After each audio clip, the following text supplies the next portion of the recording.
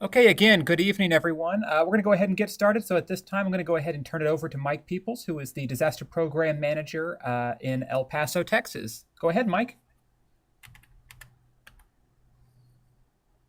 Good evening, everyone. Welcome to, I guess, this inaugural kind of lunch and learn type thing that Neil's putting on for the state. Tonight, we're going to talk about capacity building and what we did here in El Paso for the past 3 weeks. I'm sorry, 5 months. Next slide, please.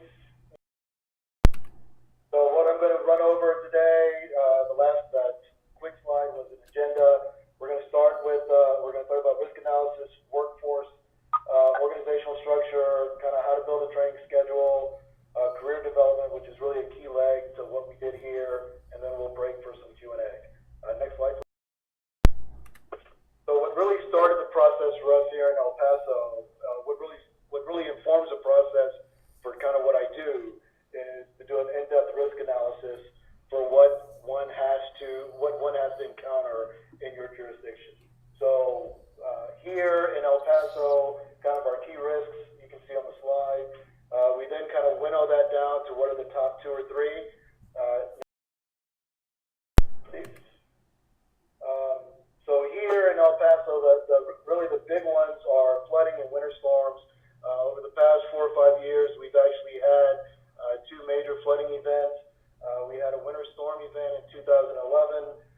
We have the potential for hazmat incidents any given day between miles and miles of railroad, miles and miles of highway, plus international airport, as well as small commuter airports. And one of the things that we need to keep in mind, at least during hurricane season, is the potential for hurricane evacuee scenario for us here. So what that really does for us is that kind of sets the stage for how many folks we would look to shelter, which is part of what helps inform us with how many people we need to recruit to. Next slide. So one of the things that I try to keep in mind, and we have tried to keep in mind here, is that when we look at a workforce analysis issue, what we need for that and for the 5 key activities are really two separate staffing functions. Although DAT are on the ground first and they're very key to what we do on a daily basis, our folks who staff DAT are in fact different from the folks who staff our 5 key activities. They may in fact be some of the same people, but we need to keep the idea of staffing DAT and the 5 key activities separate when we look to build capacity and when we look to figure out what our total numbers are.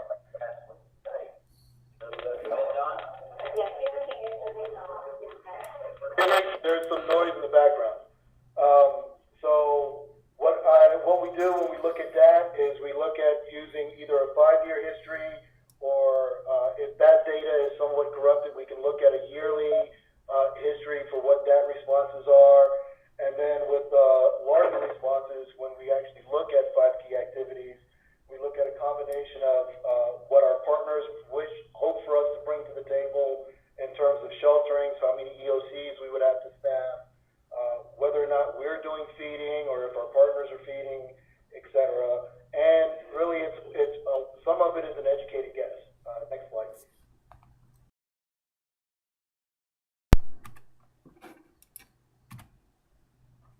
So for us, top risks: floods, hazmat, transportation incidents, and I included the possibility of housing hurricane evacuees because for us, that actually gives us the basis for where we would have our largest staffing commitment, because of the possibility that we would need to shelter 5,000 residents.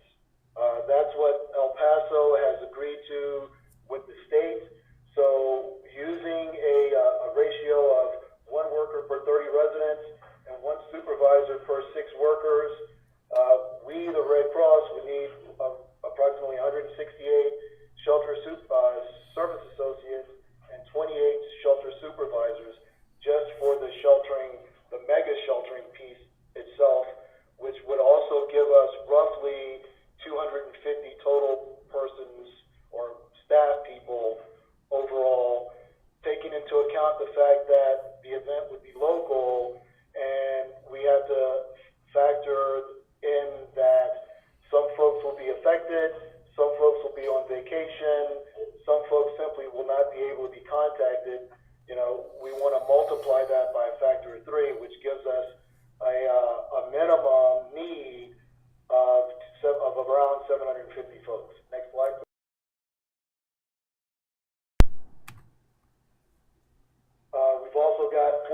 overseas that we would look to staff here in El Paso. We've got supporting or 5 key activity areas, as well as supporting staff functions that we would need to staff. And so, again, that gives us a minimum of a staff level of 750. So the way you want, there are a couple ways to build to that number. Obviously, you recruit through volunteer connection, volunteer match. You work with partner agencies. You use ready when the time comes. You use we're working towards having our volunteers go out into the community, work with churches that are interested in becoming partners. One, to help shelter, but what we want to do is we want to have staff go into the church do a quick 5-minute presentation to see if that church is not only interested in becoming a shelter facility, but to see if that church would have parishioners available or interested in actually helping to staff that facility once we conduct the survey and the agreement. So we would then provide them with the training they need, get them set up in volunteer connection, and then hopefully once they get that first taste, they would agree to sign on for additional responsibilities, either as staff or as full-time, if you will, shelter workers or disaster assessment workers or potentially feeding workers or any of the other areas that we would need assistance with. And one of the things that we've kind of had success with here is, we put advertisements in the paper. We've got some flyers that we've made up specifically for DAT, for starters, to get folks to come in from the community. We've gone out and recruited through universities. We've done some spots. Tony Escobedo, the coordinator here, and I have gone to the radio station. We've done some spots with them.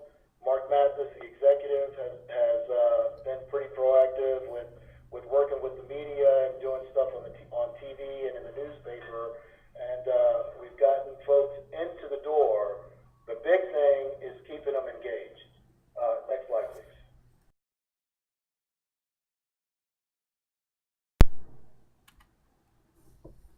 So I got a couple of slides in here just to show some tools that we've used for jurisdictional analysis.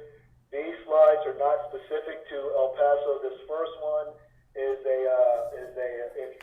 if you're trying to figure out where it is, this first one is a representative of my jurisdiction back home in Virginia, and what it shows is a color-coded map in Excel that shows on the map on the left-hand side shows number of volunteers in that particular county. The right-hand side shows DAT responses, so that instead of making educated guesses or non-educated guesses for how many DAT members you need per county or you need for your chapter, you actually have a better idea of how many DAT members you need in order to initiate response in a particular jurisdiction. Back on the East Coast, where counties are much smaller than they are in Texas, it's much easier for us to do this breakdown by county. Next slide, please. So I did the same. I did an interim stint, a 3-month stint in Mississippi earlier in the year, and I did the same kind of jurisdictional analysis in Mississippi. Mississippi is a single region state, and so the top map is DAT members, the bottom map is responses, and again, it's color-coded. Green having sufficient DAT members based on response, yellow being on the cusp, and red having not enough DAT members. So what that did was it informs the region. This is where I'm not going to stop recruiting DAT members in a green county, but I know I need to work really hard in those red counties, work with churches, work with schools, work with other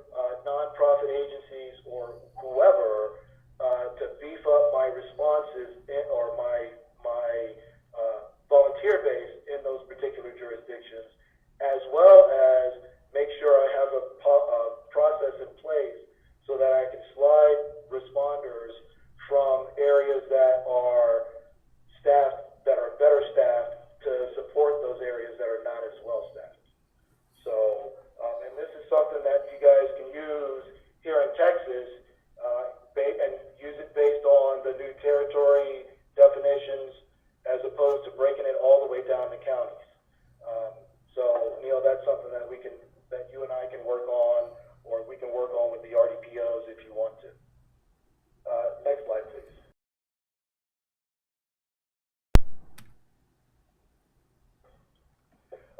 So, I talked about we do a good job of bringing people in. I know this is kind of an eye chart, but I can send out some stuff to everybody when we're done. So we do a great job because the Red Cross is a great mission. We've got a great mission. We've got a great, we've got a great mission statement. We talk about how we always help people. The biggest problem, though, isn't really bringing people in the door. The problem is, how do we keep them? How do we keep them active? How do we keep them engaged? And so one of the things that we've done here, or tried to do here, is we have overlaid kind of that standard DSHR large-scale events structure onto daily operations. And so we have a daily operational organizational structure that mimics a large-scale response. And when you come to volunteer in El Paso, you actually have a job to do, in quotation marks, every day. So if you're a shelter worker, we have things for you to do every day, such as helping to expand our shelter stock, our available shelter stock, or maintaining shelter trailers and making sure that the inventories are kept up to date, that the shelter kits are kept up to date, those kinds of things. If you're a disaster assessment worker, you help the disaster assessment lead maintain and update our essential elements of information, or EEI. And so in order to build that organizational structure, we have to have leads. So this organizational structure chart depicts the current leads that we have. We've got some red boxes. In other words, we've got some holes still, but we've done pretty well with filling most of our gaps. And with the exception of one or two volunteers, everybody on this organizational chart is new to the Red Cross as of April or earlier. Next slide, please.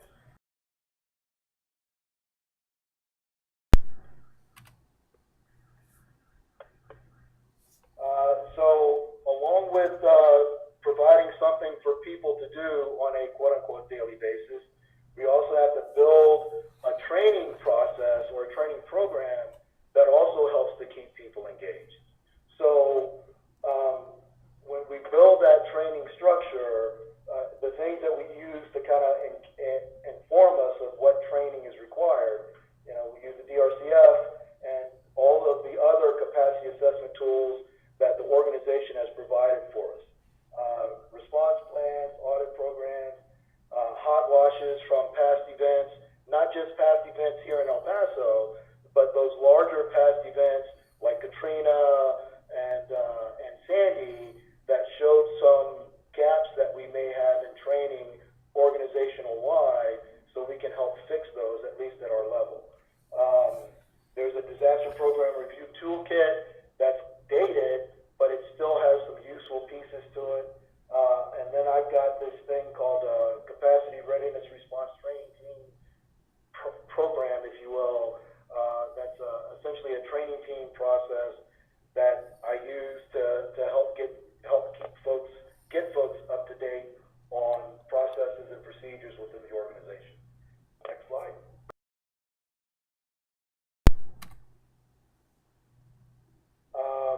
So for local response requirements, again, do we have sufficient number of DAT members, and are DAT members qualified in accordance with national guidelines? I realize that the link is posted to CrossNet, so it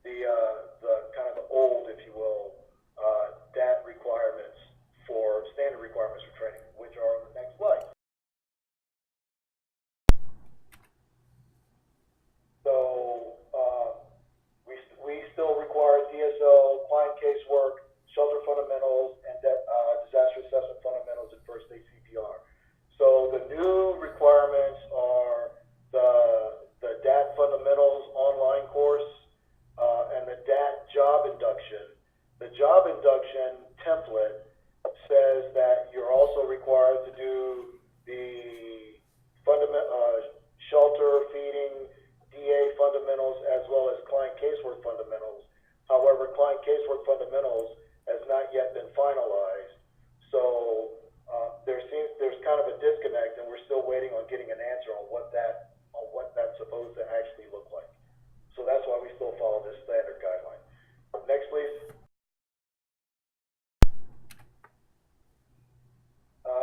So I've already talked about that slide. Next, please. So we're trying to build to a standard 6-month training cycle. So these next 10 slides, essentially just delineate the training that we schedule and how often we schedule it in that 6-month training cycle. So we essentially schedule the basic DAT, try to schedule the basic DAT courses every month. Next slide, please.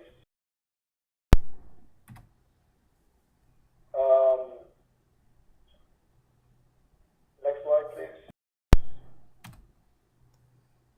And then we do the remaining the remaining slides talk about the rest of the courses that we try to schedule. One of the things that we had to do here in El Paso, when I got here, we actually did not have any instructors, any disaster instructors other than myself. So one of the first things we did, after making sure that folks had some experience and had taken the basic classes that they needed so that they could then teach, we actually held the DIST course. We did DIST a little differently. Instead of doing the standard 2-day DIST where you do teach backs on day 2, we actually did a 1-day DIST, and on the second day we talked about how to build a schedule and that kind of stuff. And then the following weekend, we did kind of a mini institute where the potential instructors actually taught the full classes instead of doing teach backs. They did one set of teach backs during the first day of DIST, but then they did full courses that second weekend. And I cleared that with National, so there were no issues or anything. And that actually worked really well. And I wanted to do that, one, because I didn't think I was going to be here this long, and I wanted to make sure that they could sustain, that El Paso could sustain a training program after I left. And two, the folks that we selected as the initial group of instructors had sufficient experience, both as responders and as instructors or potential teachers, to be able to do that. So that worked well for us. Next slide, please. And collabs, by the way, is collaborating essentials, the replacement for collaborating to ensure effective service. So we also try to teach psychological first aid every month, along with the DAT courses, because one of the things that I like to try to do is I try to require, or I strongly recommend that DAT folks take psych first aid, because that's just a good class for everyone, anybody who responds to have. And we piggyback Safe and Well courses onto National's webinar schedule. And that webinar schedule will end at the end of October, because that class will migrate to an online-based course. So one of the things that I want to talk about real briefly with this training schedule is the training schedule was based on courses that existed kind of prior to the re-engineered training vision. So courses are changing at least monthly now. So we are adjusting our training calendar appropriately. So one of the reasons why we have not actually written a 6-month training calendar is because we knew up front that classes were going to change pretty often. So what we have done is right now we're working on a 3-month training cycle, so that we don't get so far ahead that classes, that the course content changes, so we have to throw out the whole schedule. Next slide, please. So again, the rest of our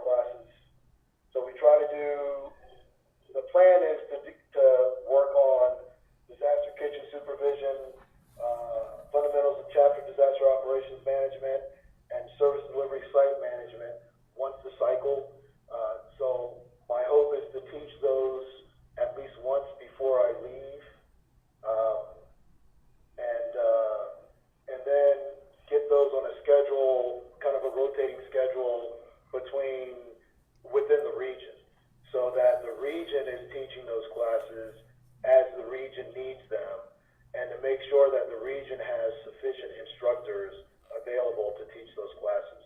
So I'll work with Fred or the actual RDPO, if assuming that I'm still here, to identify potential instructors for those courses, so that they have some capacity here in Southwest Texas moving forward. Next slide. So really the key piece to the whole thing that we're doing here is career development.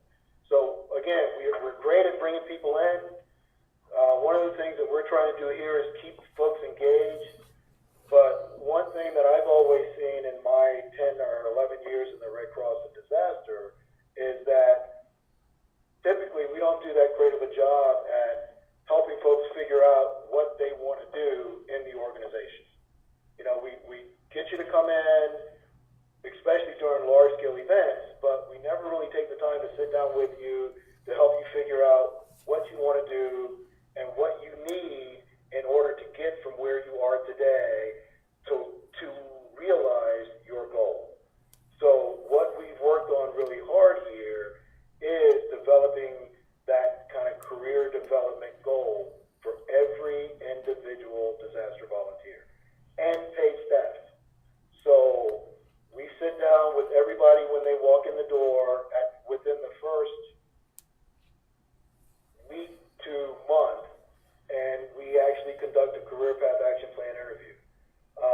We ask them to bring their personal calendar. The reason for bringing the calendar is so that you can sign up for classes, and then we use the tools that are listed on the slide: the gap chart, the physical capacity grid, obviously the training calendar, the applicable and most current activity position requirements, job descriptions, position descriptions for both Gray Sky from the APR kind of side or DSHR side of the house, as well as position descriptions from the Volunteer Connection or Blue Sky side of the house, as well as I always keep in kind of my hip pocket where our gaps are on the DRCF, and then again for those leadership positions that we have gaps in, we always have the org chart available.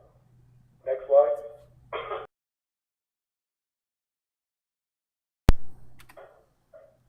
And so the following slides, the next 3 or 4 slides are just slides of the tools that we use during the career development or the career path action plan interview. So we use a gap chart. Everybody knows what that looks like. Next.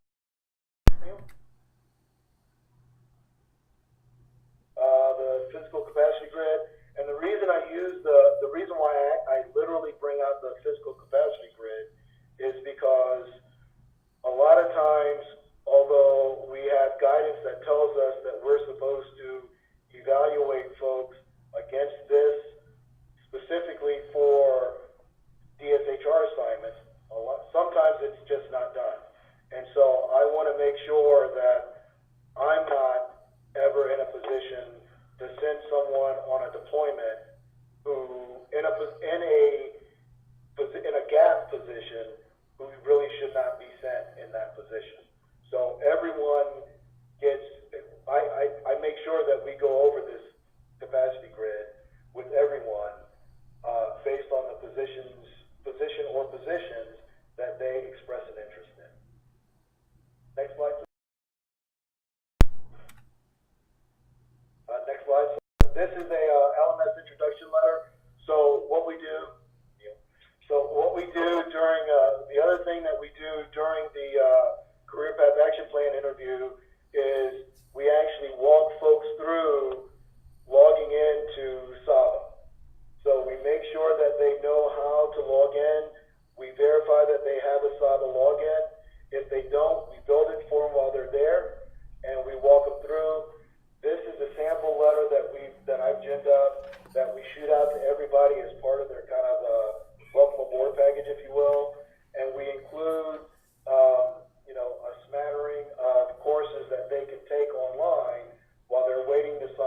for courses that are scheduled in the classroom. And it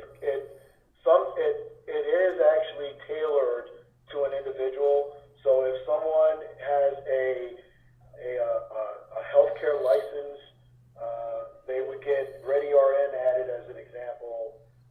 If someone does not express an interest in client casework or CAS entry, then they would not have CAS entered onto their this particular letter. And obviously, we also talk about, we give them the link to FEMA and talk about some courses that they can take there. So, and then we also use, again, like I said, we use the activity position requirement for the positions that they are interested in. And that helps inform us not only of the competencies required for that position, but it also informs us of the required training for that position.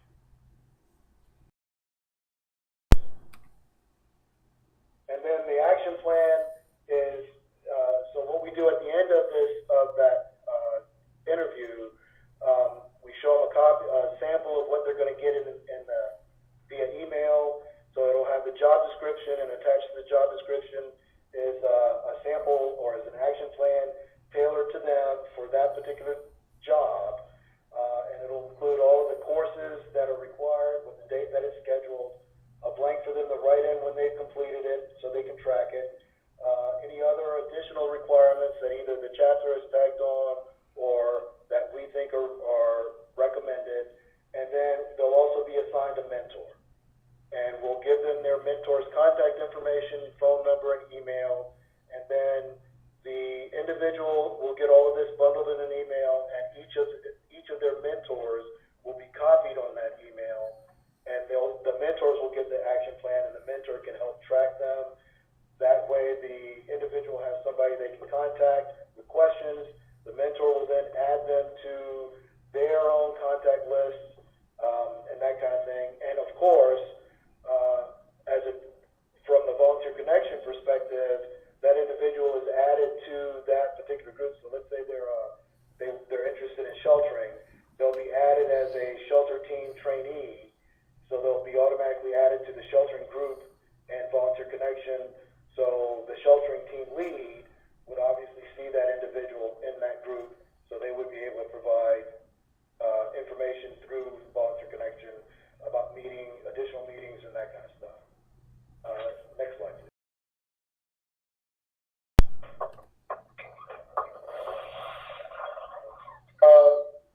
Neil, I guess we're ready for questions. Okay, if anyone has any questions for Mike, now is an opportunity. You can either send them, you can ask them directly over the phone, or you can send them through the chat feature of the WebEx. Mike, this is Eric Klein from North Texas. Hi. Hi. One of the challenges we have probably all across the state is the wide geographic space for each of our regions. How do you deal with training for people who are kind of scattered about, kind of far away from the urban area of El Paso, where you're not going to get a critical mass to hold a class very often? Right. So I'm going to be honest. So far in El Paso, we have not gotten not many, but any volunteers in our other two counties of Culberson or Hudspeth. So it's still an issue. Obviously, what I've done back home and in Mississippi was, instead of holding training in one location, we had training hubs. So when we did training, so for instance, with our DAT training schedule, we would hold, let's say, client casework. We would hold client casework once a month, but we would move it from between hubs so that in any given month, although we held DAT training so that one could qualify as a DAT member within 30 days, we would move the locations from hub to hub so that you wouldn't have to drive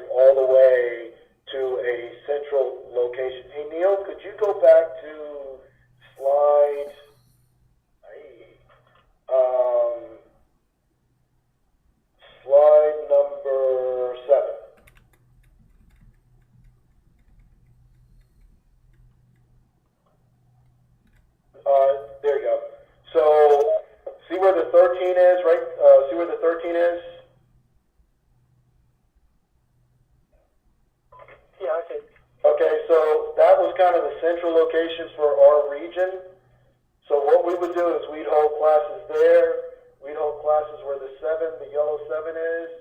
We'd hold classes where the 4, yellow 4, and the other yellow 7. Those were kind of our hubs. And we would rotate classes in those 4 areas. And instead of making volunteers move to come all the way into that central location, the instructors would move. So we would put them in a Red Cross vehicle, and they would drive out to those kind of hub locations. We would look for partners who would provide us training space for free, and then we would hold classes in those remote areas, and that way volunteers wouldn't have as far to travel. So that might be something that you could do here. And then the other thing that we can always work with is doing training by webinar. So we have had some success working with the training group at National prior to re-engineering, but we've had some success working with National, putting together training using webinar, and they would help us kind of reformat or help us format the scripting. So the instructor would work with, say, Steve Castle or somebody on the team. They would help you reformat the script so that you could then, and they would help you with the technical piece. So if you didn't know how to run a webinar, they would walk you through that process, and then you would simply put on your calendar that the training would be available by webinar and set it up that way.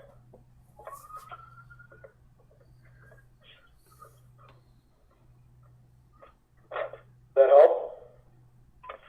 Yeah, of course, we have a much wider geographic range than the small area of Virginia here, but yeah. Right.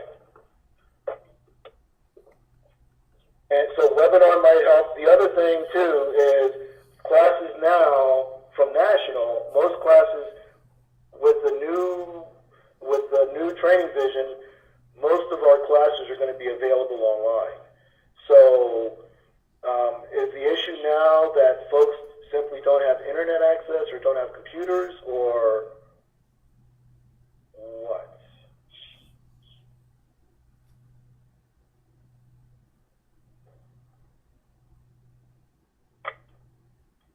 Well, there are always a few who kind of complain about that, but at this point, it's more for those classes that still have to be delivered.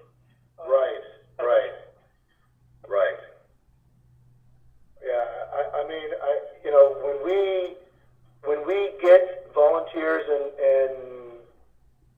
when we actually flip the switch for territories and we grow to 6 counties, we'll end up having to send instructors to Presidio and Jeff Davis, and we'll just we'll have to deal with it. We'll work with other agencies in those jurisdictions to look for space that hopefully we can get for free, and then we'll just host trainings there, and we'll do it that way. And because it'll be a lot cheaper for us to send 2 instructors from El Paso to Presidio than to bring, even if we had to house them overnight because of the travel, than to bring 20 volunteers for a class up here. I mean, to me, that's a no-brainer. Okay, thanks, Mike. Uh-huh. Are there any other questions for Mike?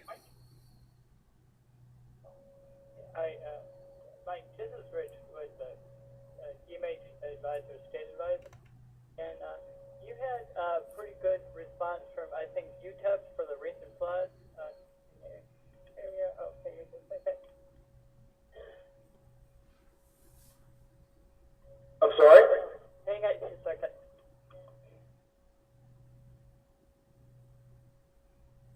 I'm sorry, I didn't hear you. Sorry, I get vocal. Sorry about that. I'm back here. You had a pretty good response from UTEP from the DMA support there in the community. Do you have much luck in getting the folks from maybe university or community partners to kind of join Red Cross forces, or do they continue to be like the partners and community support systems, and having to bring them into the fold of Red Cross? So far, it's been really partner-based, partner-centric. But we have, where we've been lucky, we've got a couple of volunteers that actually work at UTEP. And so they've been working really hard to get folks to see that, hey, you can work at UTEP and volunteer at the Red Cross and not eat and still have time for your own stuff. So we're hopeful that we'll get, especially because of the floods, we're hopeful that we'll get more people that actually sign up. And Mike, what is UTEP? Oh, I'm sorry, University of Texas, El Paso. Thank you. Thanks. Yeah, that's an issue for mental health anyway around the country. So, but glad to have UTEP there in your area because that's a real resource for us. I appreciate working that, trying to get them to join the fold of Red Cross because that does help a lot. So, I appreciate that. Thank you. Yes, sir. Okay, additional questions for Mike?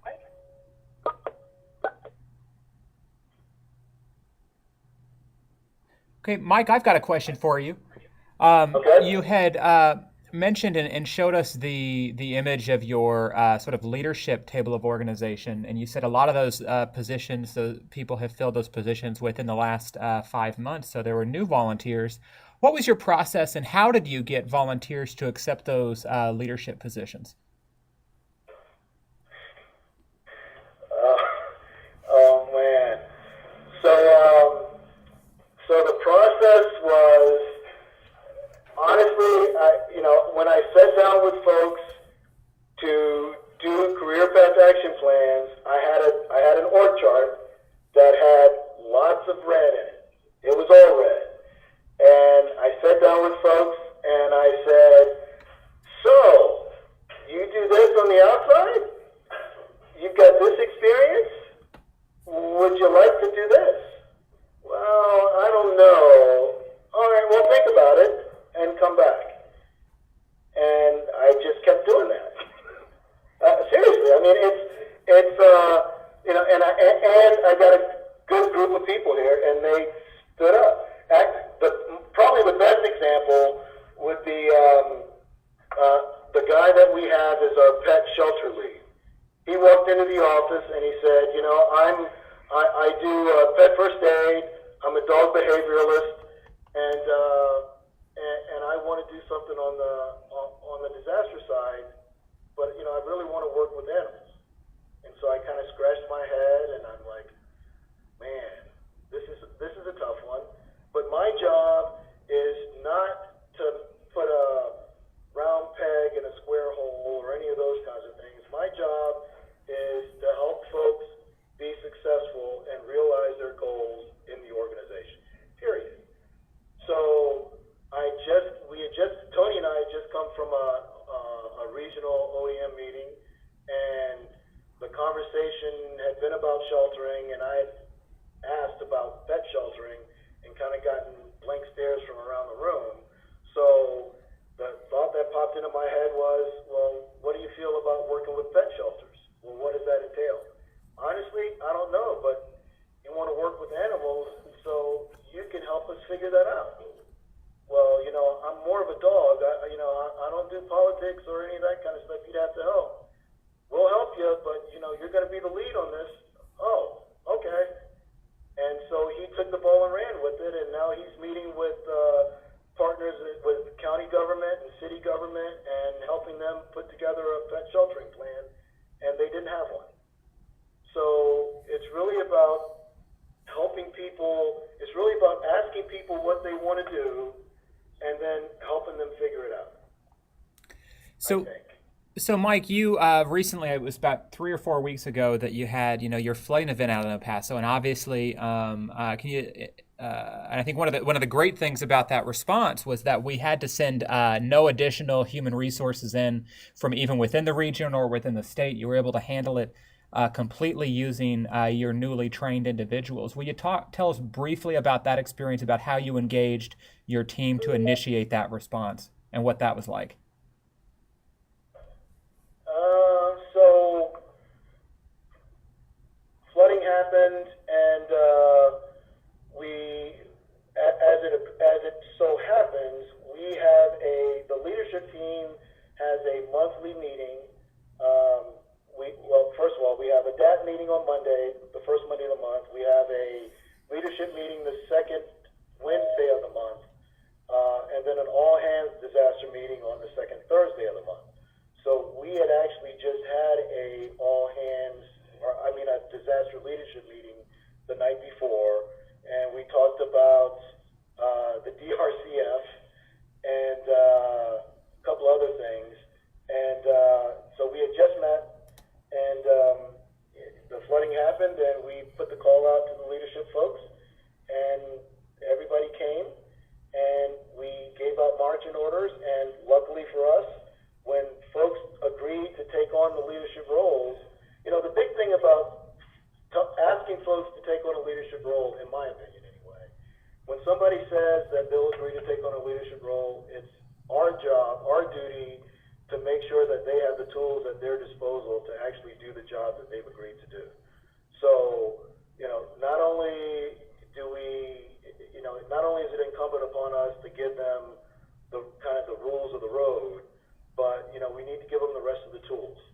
Things, simple things like business cards and the nice to have things like cell phones and laptops and that kind of stuff. And so we called everybody in, and they had been reading the stuff that they needed to do for their particular areas, and the sheltering lead went out, and although she was a little behind on getting shelter, on increasing our shelter stock, she knew what she had to do. She actually had contacts, and so she got the shelter sites that our partners wanted opened, surveyed.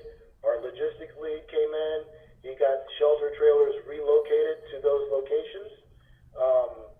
Our DA lead came in. We had him stand by because it was still raining. Our DAC coordinator, who graciously accepted the client casework lead, came in early and actually did a couple of stints in the shelter while she was working DAT calls. Our pet shelter lead came in, helped out with logistics, also helped out with sheltering. So the team just came together, just like they had been working together for years. I was impressed with what the team was able to do, having never done this. Most of them having never done this before, and our volunteer coordinator was actually when it started, she was here until 3 o'clock in the morning, and then drove. She had a vacation plan. She went, and while she was on vacation, she worked for us and did everything virtually. But she was able to do it while out of state. She managed to muster staff, help staff shelters, help staff DA teams, the whole 9 yards. So everybody gelled really nicely, and I didn't really have to do a whole lot. It made it pretty simple for me. Great. Thank you, Mike. Are there any other questions before we wrap up?